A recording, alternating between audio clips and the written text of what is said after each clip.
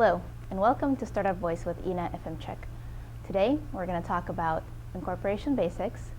Should you incorporate and be a corporation, or should you form a limited liability company, also known as an LLC? I know at the early stages, this is a question that comes up often for startuppers. They don't want to make a mistake. They want to go with the right form of entity. And there are a ton of resources online, and they're pretty difficult to decipher. So I'm going to give a 5-minute overview, but I can skip ahead and give you the answer in case you don't have 5 minutes. If you're going to be a startup, you're going to be looking for funding, you're going to have a stock option plan to incentivize your employees, go with a C corporation, and don't worry about form of entity. Now, let's get more in depth into the topic. Why would you want to be an LLC?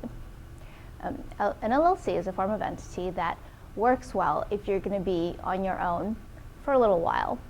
It has pass-through taxation, which means that if you're investing your own money into the business and you have other sources of income, you'll be able to write off the losses from the startup against this other income, and this will provide tax savings for you. Typically, that is not the situation that startups are in. Even if they're investing their own money, they will frequently not expect to do that for a very long time. If we're talking less than a year, probably doesn't make sense. If we're talking 2 to 3 years, that's when an LLC might actually make sense. Now, why doesn't an LLC work if you're going to take investment? Well, if your investor is going to be your brother-in-law and he wants to take the losses of the business and write them off of his income, it could work. However, again, that is usually not the case.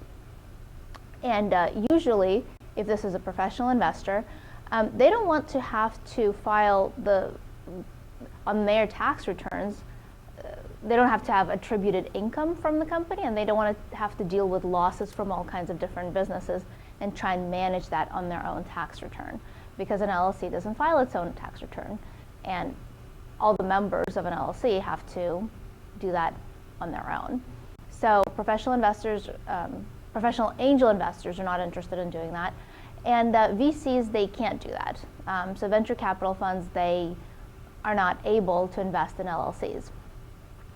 So what happens if you already incorporated, or what happens if you already formed a limited liability company and you're now starting to look for investors? It's not the end of the world. An LLC in any state can be converted to a corporation. We had a previous discussion about which state you should be in. So if you formed an LLC in California and you have investors who are interested, but they want you to be a Delaware corporation, you can convert this LLC into a Delaware corporation. It's the earlier that it's done, the easier it is to do it. So all is not lost. But if you haven't taken that step yet, you think you want to have kind of a traditional startup, go with a C corporation. Don't worry about pass-through taxation. And the double taxation that corporations are notorious for, frankly, only matters if you're going to take out dividends. And I don't know a lot of startups that have dividends. So this is not a problem. And if it becomes a problem, it'll be a good problem to deal with. Happy company making.